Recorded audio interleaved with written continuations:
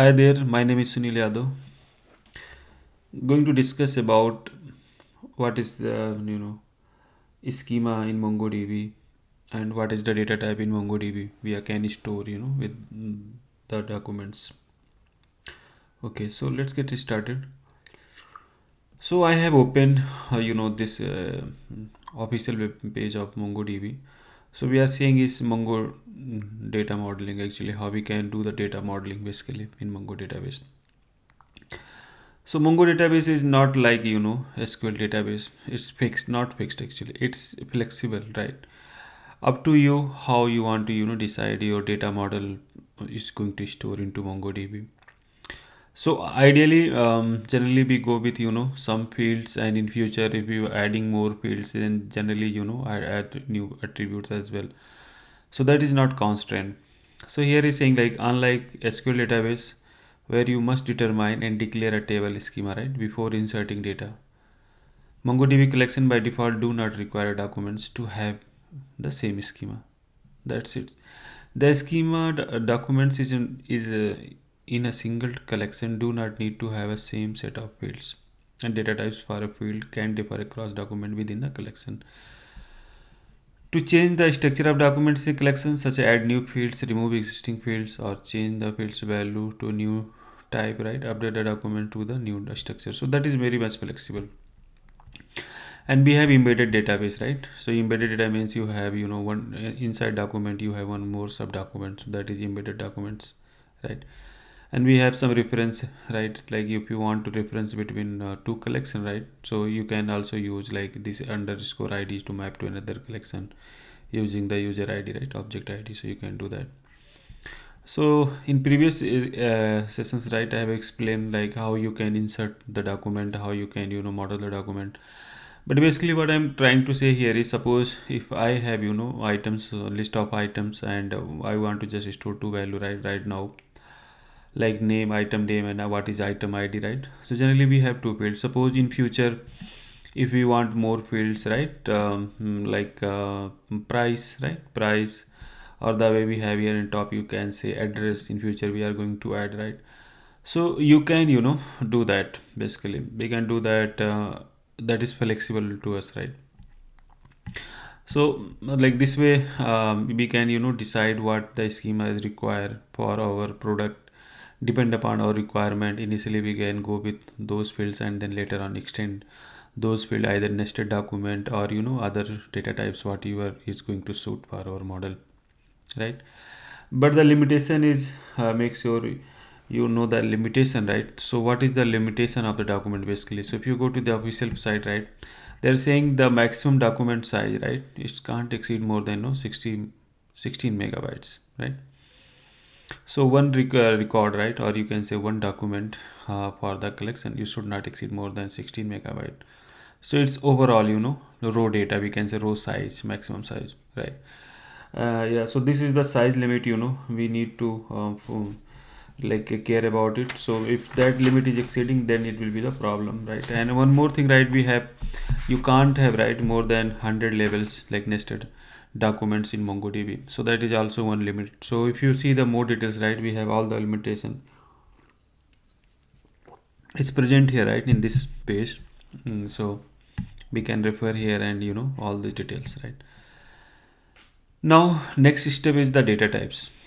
So now we know what is the structure of the collection, what is the data limit. Now how we are going to store what data type in our MongoDB.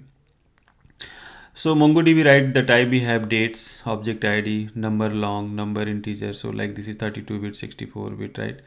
And number decimal. So by default, if we are using like MongoCell, right, so by default our data store in number decimal format, right? So that is one thing. An instance of type of, like through the type of we can check what the type of data we have, right, into document. So here is the example, like if you want to store a date, right, so how you can store the date, and is going to be stored inside like ISO format, right? And so you can how can return return the date. So all the details is here.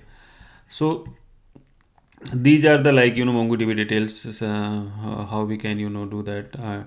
Sometimes, right, if we are going to use any driver basically, so driver means, right, if you go to, like, if you want to use Node.js, you don't want to use MongoDB shell, right? So generally MongoDB drivers help us, right? So if you go to drivers, I wanted to check what data type they are natively supporting, right? So if I go to Node.js, right, so if you go to API documentation here, right, so we can see all the data type we have, like long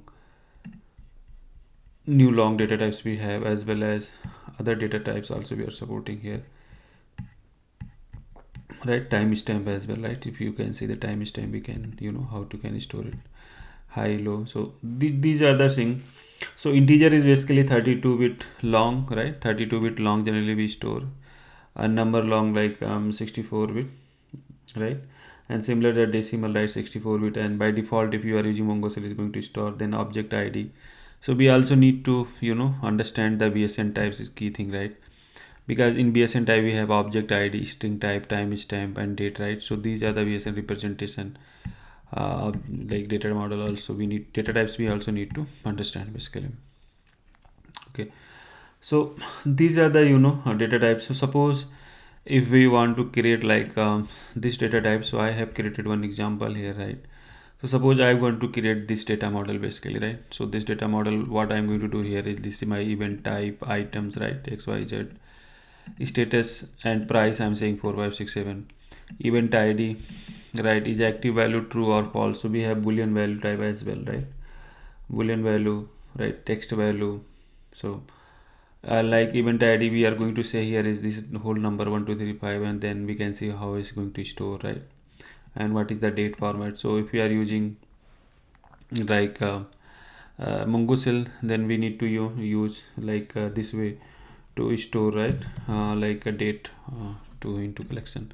So let's see how we can do that. So I'm going to terminal, okay, and let's clear out it. So okay, so let's see what DB I am currently pointing. I can say events. So let's drop it. So I'm going to say drop. You press the tab. Let me do command plus. Okay, command plus. Okay, then control L. Drop. If you tab it, right, so we can say drop database coming out. So let's drop this database, right? So it's saying is event drop, database is dropped. So let's see what DBs we have here. So we can say test local config. So let's if you point the DB, right, so it's still pointing to events. So let's say I want to use test, right? So if I say test and is now switch to another DB, I can say like still present, now my DB is pointing to test. So let's create a one DB like similar to events, right? We are going to store events, right? So now we are moved to here.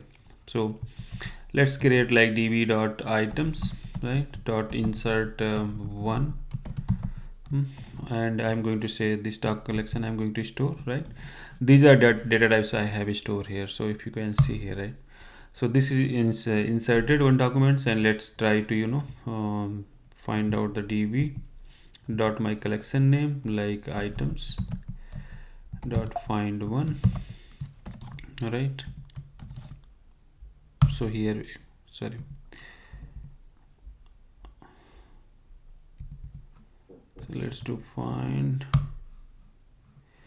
db dot, it's inserted, right? So you can say items dot find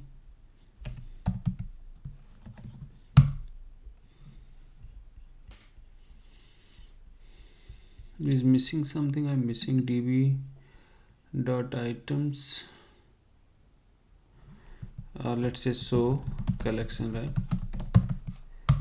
So we can say one items we have, but if I'm going to say db dot items, right, and I can say find, now we can see data is coming. Somehow I was missing something pretty, right?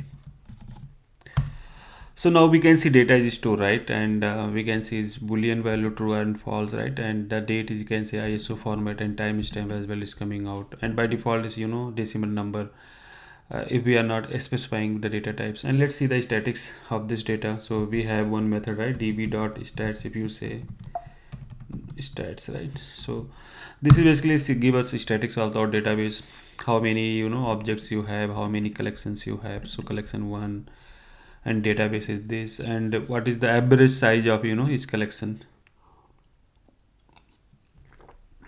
So document size is what is document size basically we have, right? So those are the statics now we can get through this method basically. If we want to know, you do the analysis. Okay, so these are the things we have. So let's see, and we can see one thing is right. So let's see this data format. We can see the event ID, right? Is not the one I have inserted. Why? Because I can see the data I have in my event ID is 1 2 3 4 5 6 7 8 9, then 0 1 2 3 4 5 6. So now it's exceeding 64 bit of limit. So now it's truncated after that, right? This data limit exceeded because decimal decimal float value we are default store.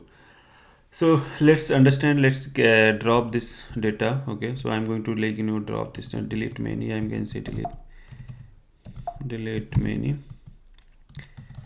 and remove this collection data. Okay, and let's try to say just insert one elements, right? db dot numbers.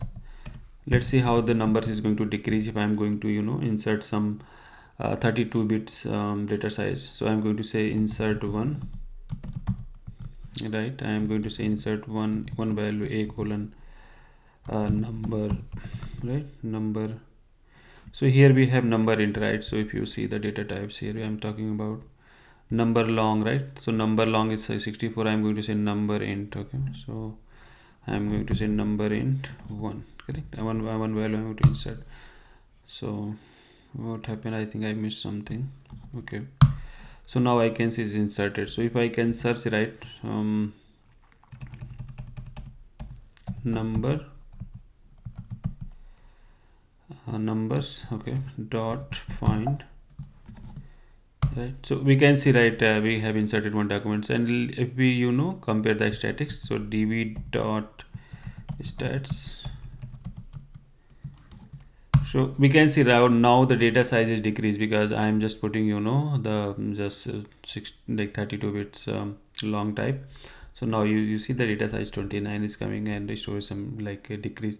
So this is the key thing, right? So suppose if you want 32 bits, so please use 32 bits, otherwise in unnecessary going to keep your storage data size is going to be grow, so it's not good.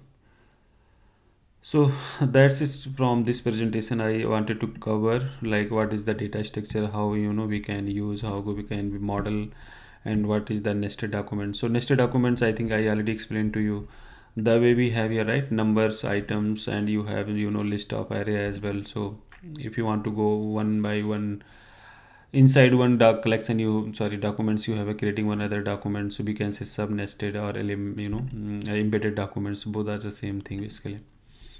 So I will copy paste all the reference right in videos details with video details, and you can follow it. So in next chapter I will talk more about how we can do the one-to-one relation mapping, one to many with the collections, how you can talk to one collection to another collection. So I will cover more on in coming sessions. So thank you for your time. Hope you understand the basic things, how you can structure the data model, and how what is the data types in MongoDB. Thank you. Please subscribe my channel, share your feedback. Thank you.